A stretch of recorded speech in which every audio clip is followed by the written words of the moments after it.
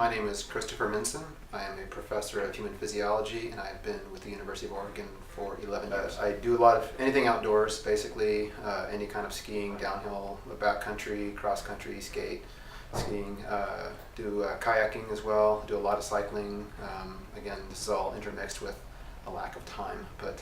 So the idea for this trip was to try and link together a series of north-flowing rivers in Idaho. So we're going to try and link together by mountain bike and by foot, and we're trying to do it as unsupported as possible. The goal overall was trying to get from the southern border of Idaho all the way to the northern border, which is meaning going from Nevada to Canada.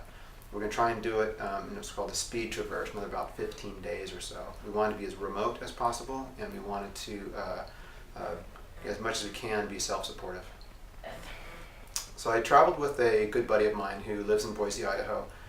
We had met at Mayo Clinic a number of years ago. He's an outdoor adventurer also. He's done a lot of mountaineering and trail running epics. And so this is really his brainchild.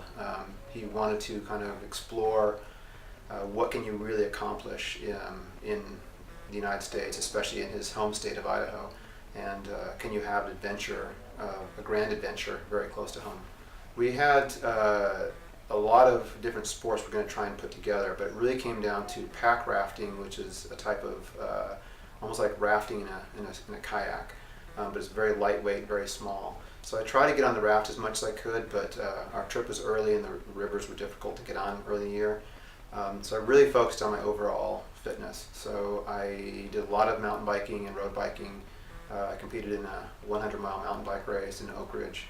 As part of the preparation. I had to focus on nutrition a lot. That was trying to, how can you get a lot of calories in? So I spent a lot of time preparing, eating kind of strange foods so I get my body ready for those types of foods. There's a lot that was kind of scary and exciting on the trip. So my buddy Steve Grapel from in Boise is the one who really came up with the idea. Again, this trip is in his backyard, and so he really wanted to explore more of where he's living and get to know the state in a more intimate way. So the trip didn't end the way we had hoped. We had overcome the most difficult river. We had overcome the most difficult terrain. Went through Oahe Desert at 105 degrees for a couple days. We'd gone over the highest pass at over 9,000 feet. We had done the most difficult logistics.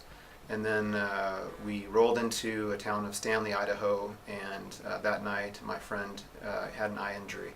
So it's a congenital problem that comes up under severe conditions for him, meaning dehydration, heavy exercise. He was basically blind in his eye for a number of days, and we tried to wait it out. It was difficult because we knew the easier part was ahead of us.